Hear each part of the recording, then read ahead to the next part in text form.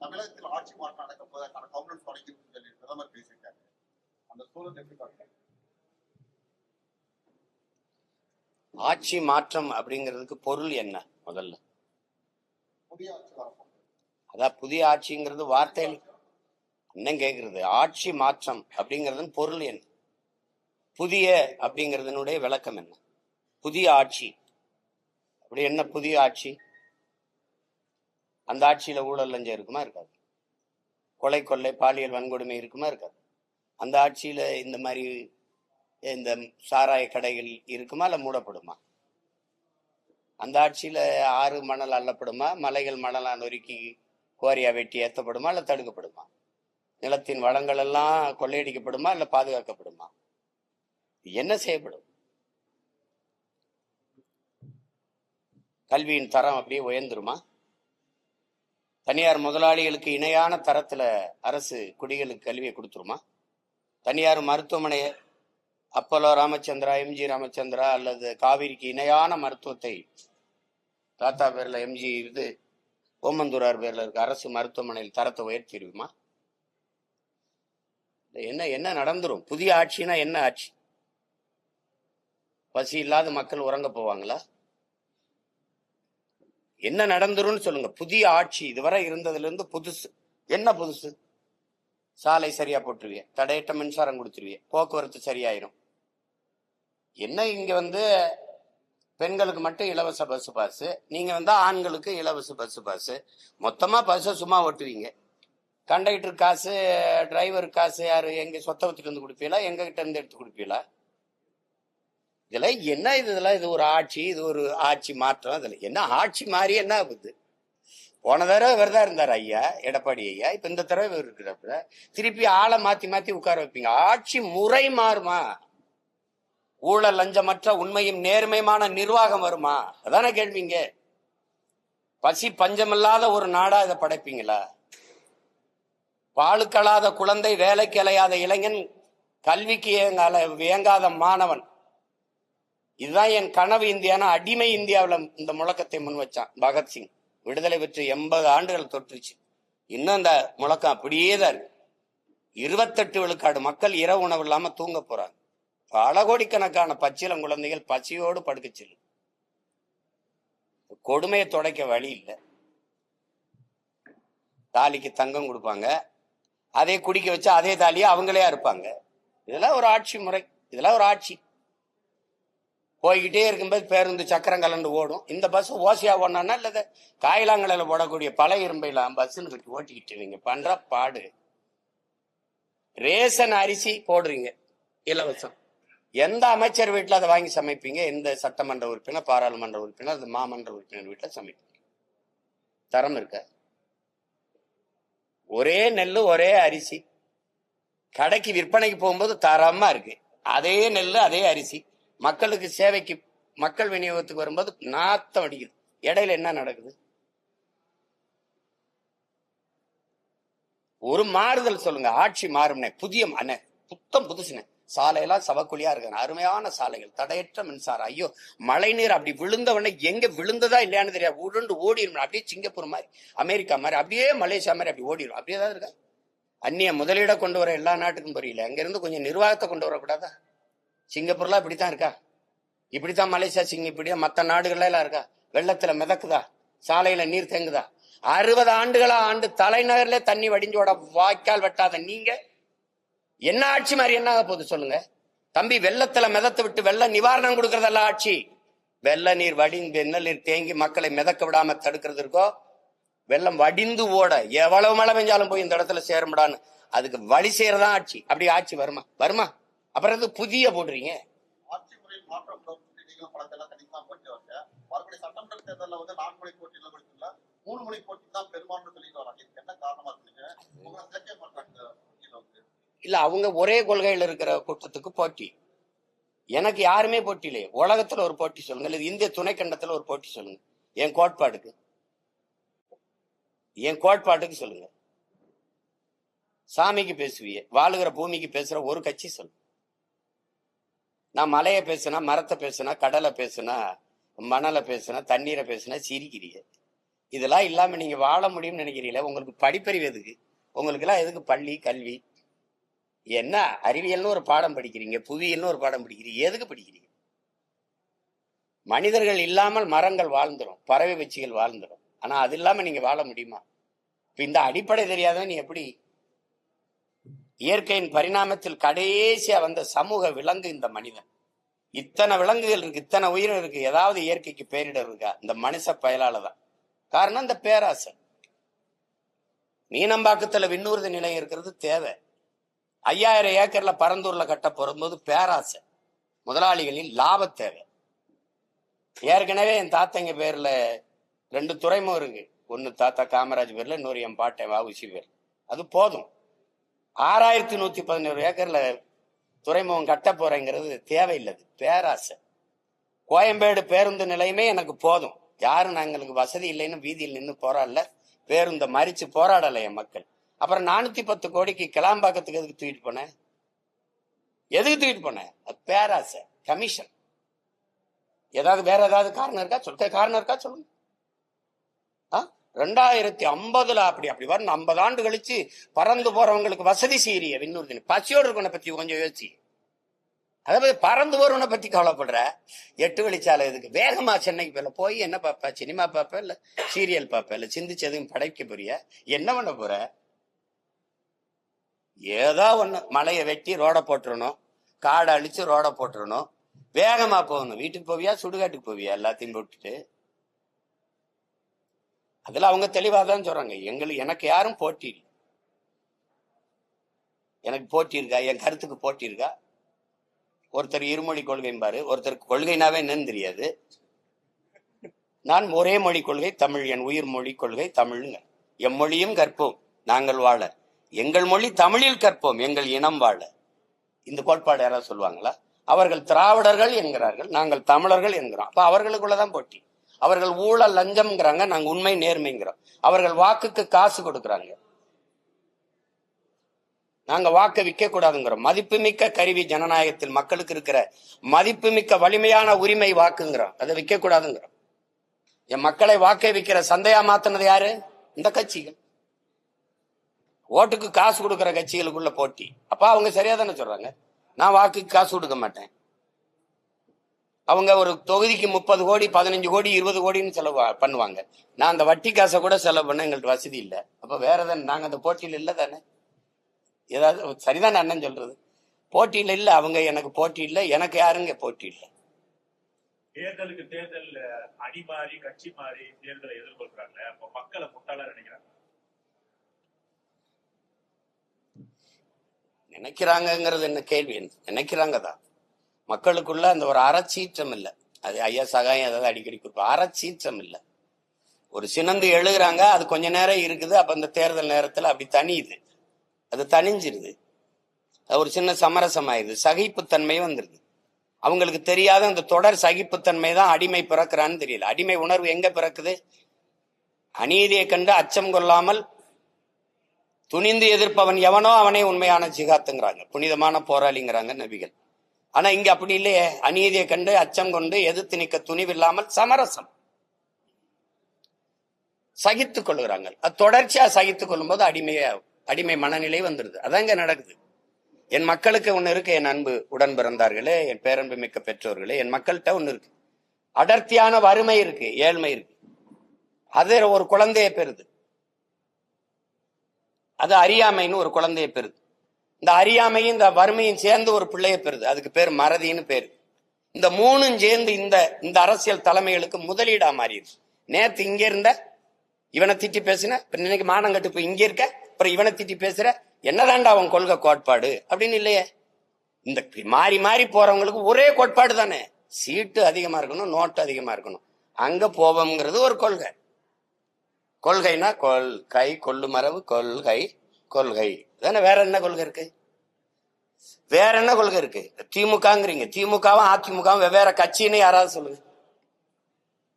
அது 2 வெவ்வேறு கட்சினா வேற சித்தாந்தம் கொண்டது. பாரதிய ஜனதா காங்கிரஸ் வெவ்வேறு கட்சி, வெவ்வேறு சித்தாந்தங்கள், வெவ்வேறு கோட்பாடு, வெவ்வேறு தத்துவத்தை கொண்ட கட்சி. யாராவது சொல்லு. ஒரே ஒரு கருத்துல இந்த இடத்துல காங்கிரஸ் பிஜேபியில இருந்து மாறுபடுது ஒண்ணு, இல்ல அதிமுக திமுக இந்த இடத்துல மாறுபடுது ஒண்ணு.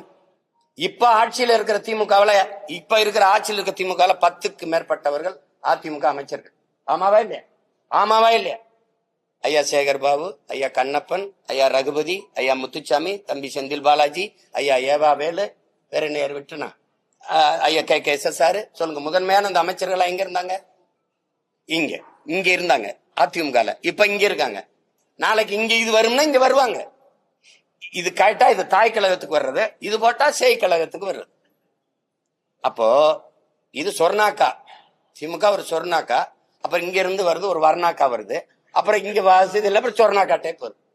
உங்களுக்கு புரியுதுன்னு இருக்கு. தாயை போல் பிள்ளை, நூலை போல் சேலை. தாய் கொடுமைக்காரியா இருந்தா பிள்ளை அப்படியே கோகில வாணியா பிறந்துருமா என்ன? இது கொடுமை. இத ஒரு ஏமாத்தி இந்த ஜனத்தை நாங்கள் ஆட்சியை மாத்திரம், அதை தூக்கி எரியணும். எங்க எறிவ? யார வச்சு எறிவ? தீமைக்கு மாற்றப்படி தீமை. நபிகளாற்ற போய் கேட்கிறாங்க, இந்த தீமையை எப்படி ஒழிப்பீர்கள் நபிகளே? நன்மையை வச்சுத்தாங்க. நன்மை எங்க? யாரு நன்மை? நெருப்புக்கு எப்படி நெருப்பு எப்படி மாற்றாகும்? நெருப்பை வச்சு எப்படி அணைப்ப? ஒரு தண்ணீர் வேணது யாரு?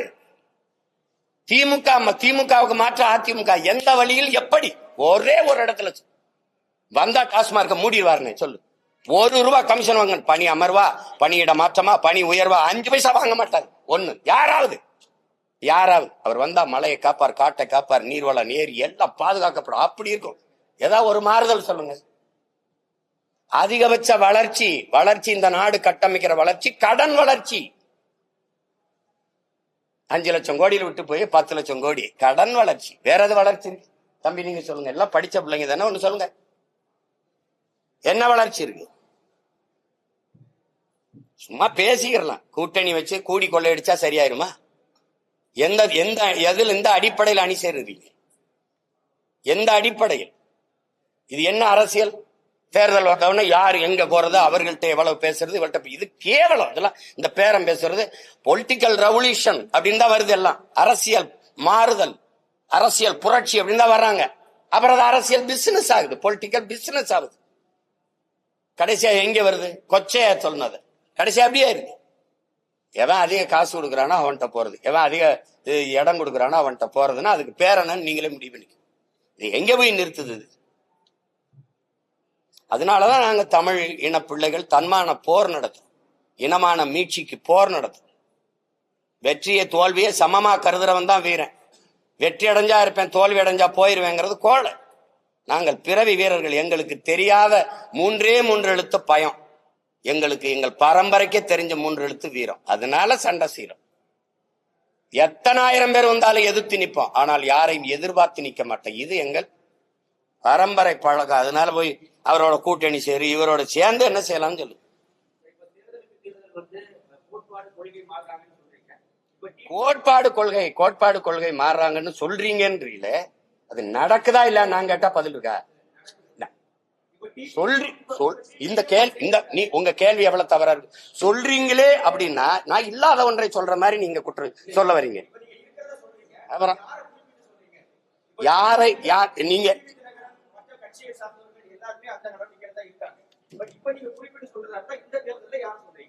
இந்த தேர்தல்ல யார் மாறி மாறி போறாங்களோ அதை சொல்லுங்க. நீங்க நான் என்ன கேக்குறேன், ஒரு கட்சியோட போய் கூட்டு சேர்ந்து தேர்தலை சந்திக்கணும்னா அந்த கட்சியோட நின்னாதான் வெல்ல முடியும்னா தனியா கட்சி இருக்கு. ஒண்ணும் பேச மாட்டேங்கிறீங்க. யாரை எதிர்த்து கட்சி ஆரம்பிச்சீங்க? எந்த நோக்கத்திற்காக கட்சி ஆரம்பிச்சீங்க? எந்த லட்சியத்திற்காக கட்சி ஆரம்பிச்சீங்க? இந்த கேள்விக்கு என்ன பதில் வச்சிருக்கீங்க?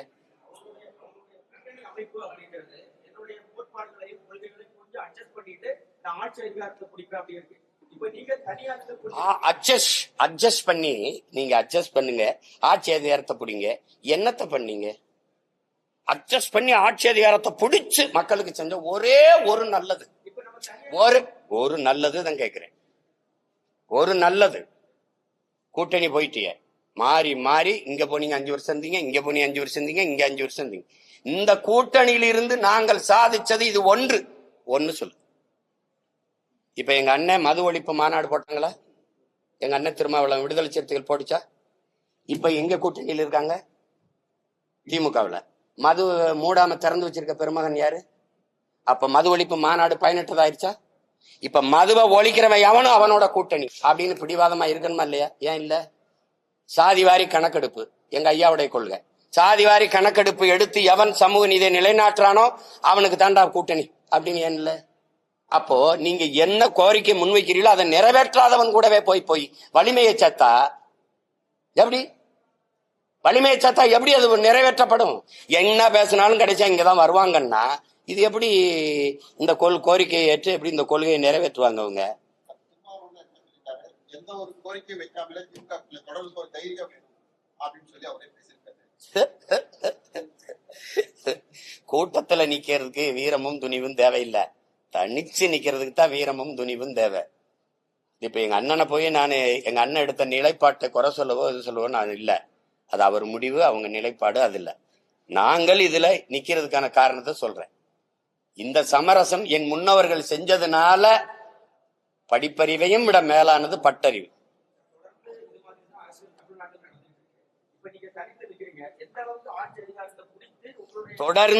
தொடர்ந்து இதுதான் நடக்குதுன்னு நீங்க தம்பி சொல்றீங்க. தொடர்ந்து நடக்குது என்பதற்காக ஏற்கனம்னு இருக்கா, இல்ல அதை மாற்றணும்னு இருக்கா? தனியா நின்று மாற்றமா இல்லையான்னு பாருங்க. 1.1 4.5 லட்சம் வாக்கு வாங்கின ஒரு அரசியல் கட்சி இந்திய பெருநிலத்தில் வாழ்ந்ததாக சரித்திரம் சொல்லுங்க, வளர்ந்ததாக சரித்திரம் சொல்லுங்க. 1.1 விழுக்காட்டுல இருந்து 8.22 8.5 விழுக்காட்டுக்கு உயருது அப்படின்னா வாக்குக்கு காசு கொடுக்காம சின்ன சின்ன பிள்ளைகள் இந்த மகளெல்லாம் வேட்பாளராக நிறுத்துறதுக்கு அறிவிச்சா வயசு வரல, 24 வயசு தான் வருது. அப்ப அந்த மாதிரி சின்ன சின்ன பிள்ளைகள், அறிமுகம் இல்லாத பிள்ளைகள், அவர்களை நிறுத்தி எளிய பின்புலத்திலிருந்து வர பிள்ளைகள் வாக்குக்கு காசு கொடுக்காமல் மக்களின் நன்மதிப்பை பெற்று 36 லட்சம் வாக்கை தொட்டு 3வது பெரிய கட்சியா அங்கீகரிக்கப்பட்ட ஒரு மாநில கட்சியா உயர முடியுதுன்னா இது வளர்ச்சியா இல்லையா? இது வெற்றி அங்கீகாரமா இல்லையா? இது வெற்றியா இல்லையா? நீங்க வெறும் தேர்தல் வெற்றி தான் வெற்றினீங்கன்னா கஷ்டம். தேர்தல் வெற்றினா கஷ்டம்.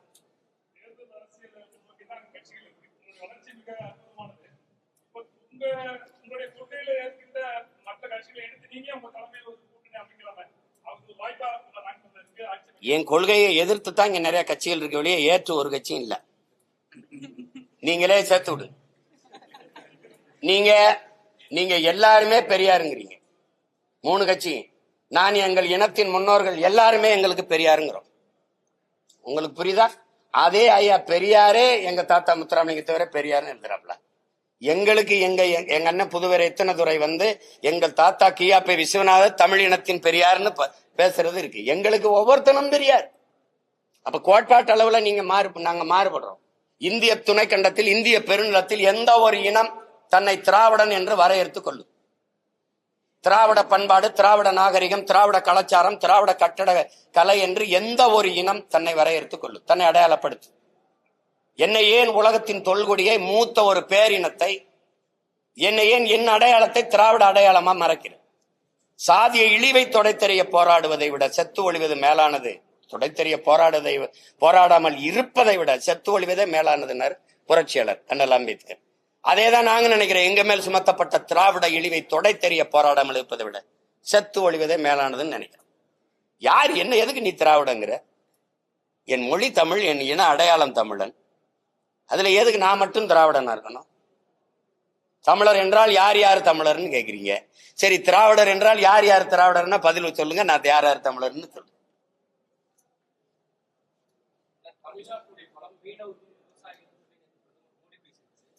இல்ல அவரு தம்பி கேட்டதுக்கு சொல்லிடுறேன். ஒரு கத்தரிக்காயை நீங்க விளைய வைக்கணும்னா அதுக்கு எவ்வளவு காலம் கொடுக்குறீங்க? ஒரு தக்காளியை விளைய வைக்க எவ்வளவு காலம் கொடுக்குறீங்க? விதைய போட்டு வீட்டுக்கு வந்தவொடனே தக்காளி பூத்து காய்ச்சிருக்காது இல்ல, ஒரு குறைஞ்சது 60 நாள் காத்திருக்கீங்க இல்ல. அப்ப அந்த 60 நாள் கூட காத்திருக்க முடியாதவன் பலன் அனுபவிக்க முடியாது. அப்ப நீங்க ஒரு மாறுதலை விரும்புகிறவன் கொஞ்சம் காலங்களை இதுக்கு விலை கொடுத்துத்தான் தீரணும். ஏற்கனவே கட்டமைக்கப்பட்ட ஒரு கோட்பாட்டை தகர்த்து புதிய ஒரு கோட்பாட்டை உருவாக்க நினைக்கிறவன் கொஞ்சம் விலை கொடுக்கணும். உடனே மாறிடும் அப்படின்னா அது இந்த மாற்றத்திற்கு மதிப்பு இருக்குது. உங்களுக்கு புரியுதுன்னு நினைக்கிறேன். மாறுதல் என்பது ஒரு மகத்தானது, அது எல்லாருக்கும் விருப்பமா இருக்கு. ஆனா அது கொஞ்சம் காலம் எடுத்துறது. அந்த காலம் வரை சகித்துக் கொள்கிற மனநிலையில என் மக்கள் இல்லை. அதனால என்ன ஆயிருதுன்னா இருக்கிறதுல இருக்கிறத வச்சு ஏதோ பண்ணிரோம்பா, நடந்தா நல்லதுதான், ஆனா நடக்கணுமே இப்படின்னு ஒரு சகிப்புத்தன்மை இருக்கு.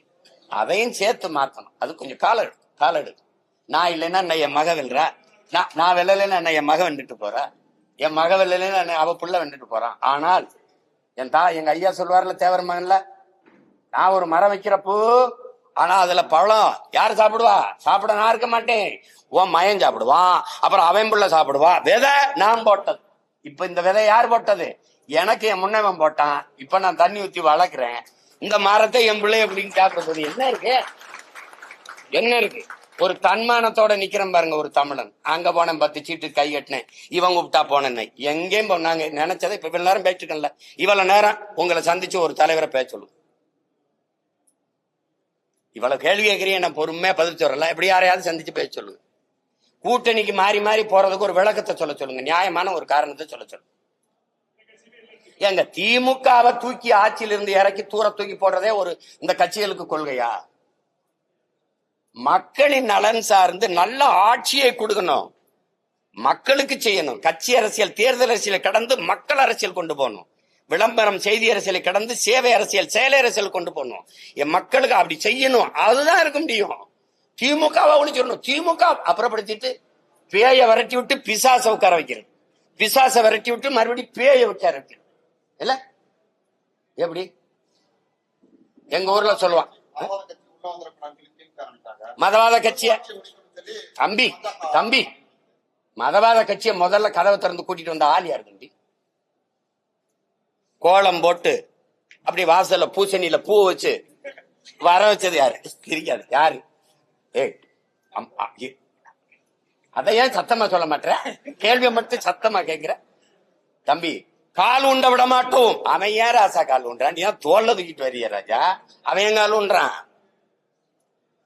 இந்த பிஜேபி எதிர்ப்பு, திராவிட இந்த திமுகவோட பிஜேபி எதிர்ப்பு, இந்த ஆரிய எதிர்ப்பு, எங்களை எல்லாம் ஆரிய அறிவரடி இது சொறியறது, இதெல்லாம் இவங்க பேசிட்டு இருப்பாங்க காலங்காலமா. நீ பங்காளி பங்காளி, நாங்க தான் பகையாளி.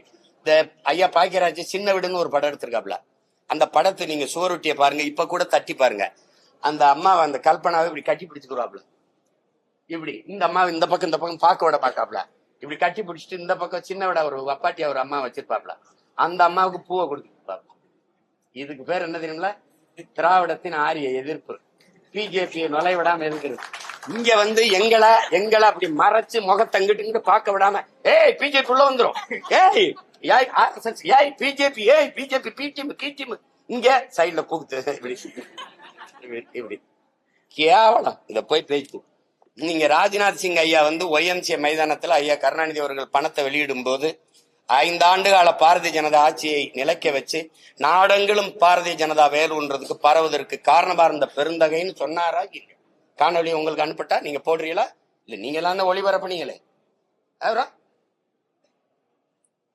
ஏதோ சும்மா சொல்லிக்கிட்டு இருப்பாங்க தம்பி, உள்ள வந்துரும் உள்ள வந்துரும். உள்ள எங்கிட்டு வரும்? நீங்க ஒரு பேச்சு, நீங்க ஈவேராவை எதிர்த்தால் ஆரி அந்த பிஜேபி மதவாத கும்பலுக்கு வாய்ப்பு, அது வளர்ந்து வரும். எப்படி வளரும்? இந்த செடிக்கு தண்ணி ஊத்துனா இந்த செடி தான் வளரணும்னு சொல்லணும். இந்த செடிக்கு நீங்க தண்ணி ஊத்தினீங்க இந்த செடி வளர்ந்துரும். சீமானுக்கு போட்டா பிஜேபி வந்துடும். எனக்கு போட்டா நான் தாண்டா வருவேன். இந்த அடிப்படை அறிவு கூட இல்ல. நம்ம வீட்டுல சுவிட்ச் போட்டா அந்த வீட்டுல எரியுங்கிறது. ஒரு கூமட்ட கூட்டத்தை வச்சுக்கிட்டு நீங்க என்னத்தையாவது பேசிட்டு இருக்கிறது. எங்க எதிர்த்தாம ஒரு ஈடின்னு போடுங்க, ஈடி இந்தா வர்றேன் மோடி ஓடின்னு போடுறேன். அப்புறம் போட்டு என்ன எல்லாம் தெரிஞ்சுக்கிட்டு என்னை போட்டு கேட்டு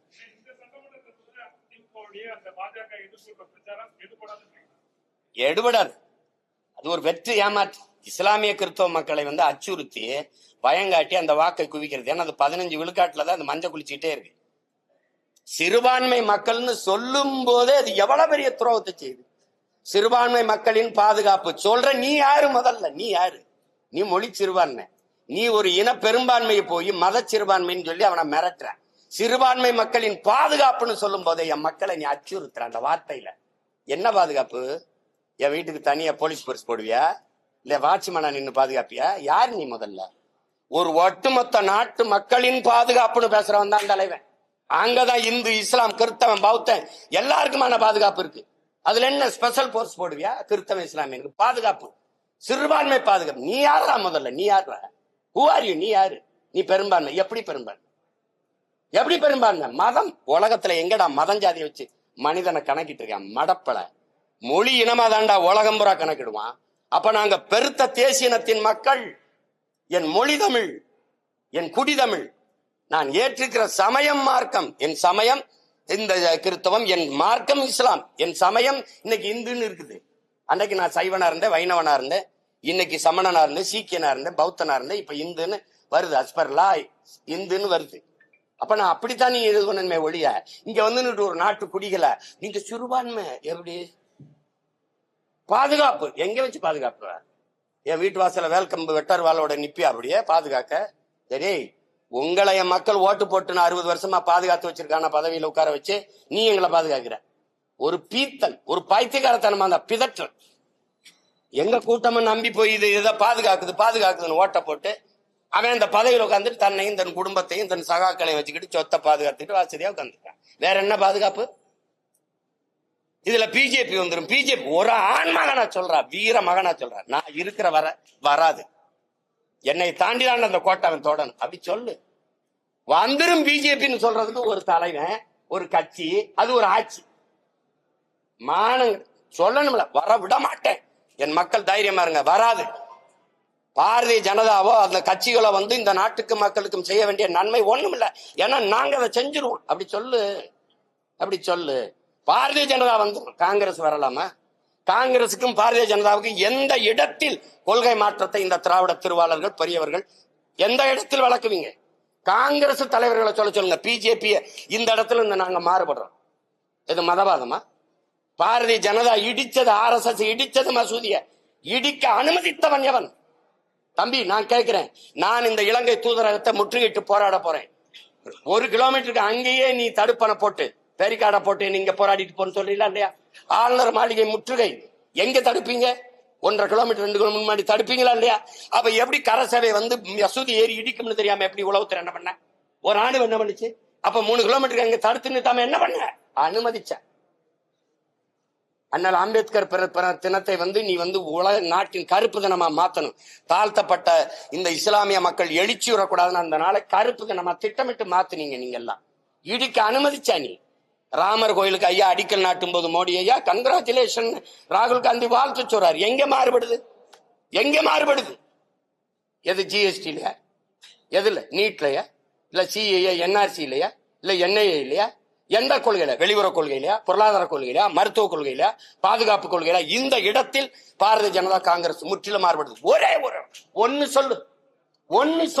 சொல்லுங்க. அதனாலதான் சொல்ற, கொடியில் வண்ணம் மாறும், கொள்கையில இவங்களுக்கு என்ன மாறாது, பூரா திருட்டு போயிடுங்க. நீ பேசிட்டு இருக்கிற, நீ என்னமா பிஜேபி வந்துடும். பிஜேபி வரக்கூடாது, காங்கிரஸ் வரலாமா? இந்த நாட்டில் தமிழ் மக்கள் படுகிற அவ்வளவு துயரத்திற்கும் காரணம் யாரு? காங்கிரஸ். 500 TMC 450 TMC வந்துகிட்டு இருந்த தண்ணி, காவிரியில வந்துகிட்டு இருந்த தண்ணியை தரவிடாம தடுத்தது யாரு? வழக்கு போட்டதா யா கருணாநிதி. அந்த வழக்கை திரும்ப பெறுங்கன்னு மிரட்டி அந்த வழக்கை திரும்ப பெற வச்சது யாரு? அம்மையார் இந்திரா காந்தி. கச்சத்தீவை தான் தோன்றித்தனமா எடுத்து சிங்களனுக்கு தாரை வாத்து கொடுத்தது இந்தியாவோடதா? அந்த நிலப்பரப்பு என்னோடது, என் பாட்டன் சேதுபதி எடுத்து கொடுத்தது யாரு? நீங்க. ஒரே ராத்திரியில சினிமாவோ பண்டார நாயக்கா சாஸ்திரி கையெழுத்து போட்டிய மக்களை நாடற்றவன ராத்திரியில இறக்கி விட்டவன் யாரு? நீ. இந்த நிலத்தில் இருக்க நச்சு திட்டம், அணுகுலை, ஸ்டெர்லைட், மீத்தேன், ஈத்தேன் எல்லாத்தையும் கழிச்சு போட்டு கொடுத்தது யாரு? நீ. கல்வியை மாநிலப்பட்டிருந்து பொதுப்பட்டி தூக்கிட்டு போனது யாரு? நீ. அப்புறம் நீ வந்து புதுசா என்னமோ எங்களுக்கு எல்லாம் நல்ல செய்யப்படுற என்ன செய்யப்படுற? முதல்ல அந்த நாட்டுல இந்திய திணிச்சு, இந்த நாட்டுல என் தாய்மொழி அழிக்க துடிச்சது நீ. என்ன சொல்லுங்க, ஏதாவது சொல்லுங்க. என்ன நீ இதுல இருந்து மாறுபட்டுட்ட? அப்ப பிஜேபி வரக்கூடாது, காங்கிரஸ் வரலாமா? ஒரு தேசிய இனத்தின் விடுதலை கனவை அடிச்சு நாசமாக்கின கட்சி காங்கிரஸ். கண்ணு முன்னாடி என் இனத்தை கொன்று வச்ச கட்சி அதிகாரம் காங்கிரஸ்.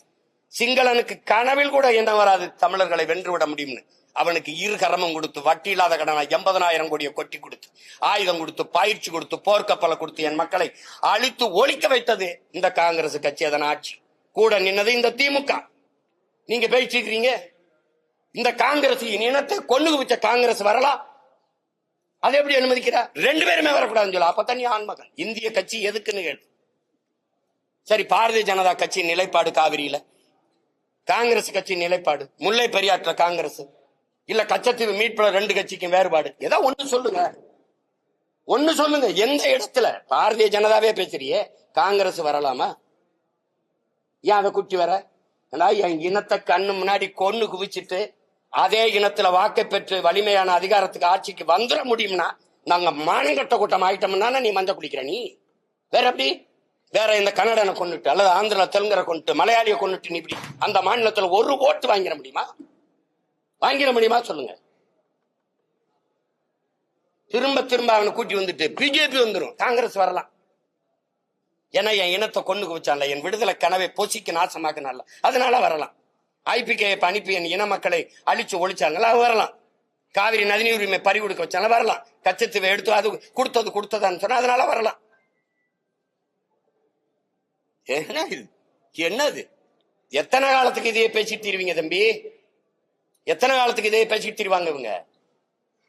ஒரே ஒரு காங்கிரஸ் கட்சி தலைவரை இந்த பாரதிய ஜனதாவில இருந்து இந்த இடத்துல நாங்க மாறுபடுறோம். அது மதவாத கட்சி, நீ மிதவாத கட்சியா? அவன் we are all Hindus-ம்பா, நீ எஸ் we are all Hindus-ம்பா. வேற அவன் சவுண்டு இந்துத்துவா, நீ சாப்பிட்டு இந்துத்துவா. வேற என்ன சொல்லுங்க? 100 விழுக்காடு இந்துக்கள் பிஜேபி, 90 விழுக்காடு இந்துக்கள் திமுக. நான் சொல்லல, தலைவரே சொல்றாரு என் கட்சியில 90 விழுக்காடு இந்துக்கள். இது பிஜேபியின் பீட்டியமா நாங்க பீட்டியமா? சொல்லுங்கப்பா. ஏன்னா என்ன எத்தனை காலத்துக்கு இந்த ஃப்ராடு இந்த புழுகுனி வேலையை செஞ்சுக்கிட்டு வண்டி ஓட்டிட்டு இருப்பேன்? ஒரு வீர மகனா நின்னா நீ கவலைப்படாம இரு, வரமாட்டான், நான் இருக்கேன் அப்படி சொல்லு.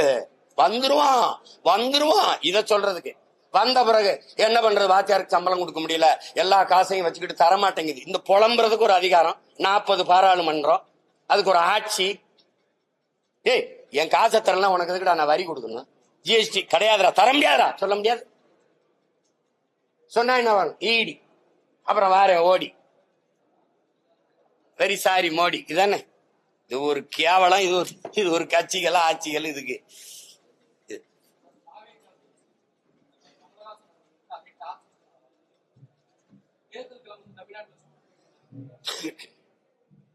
சூடு எங்க பிடிக்குது? நேத்து கூட மழை தான் பெஞ்சிருக்கு, எங்க சூடு பிடிக்குது? இன்னும் ஒரு மாசம் இருக்குல்ல. கேட்டது சீமான் இல்ல, சீமான்னா கேட்ட சின்னம் கொடுக்க கூடாது. அது கொடுத்த சின்னத்தை திருப்பி அடுத்த தேர்தலுக்கு வைக்க கூடாது. அந்த சின்னத்தை கொண்டு போயிட்டானா போய் சேர்ந்துருச்சா தூக்கிடு, அதானே? அது கேட்ட சின்ன தம்பிக்கு கிடைச்சிருக்குன்னா அதுக்கு என்னுடைய வாழ்த்துக்கள்.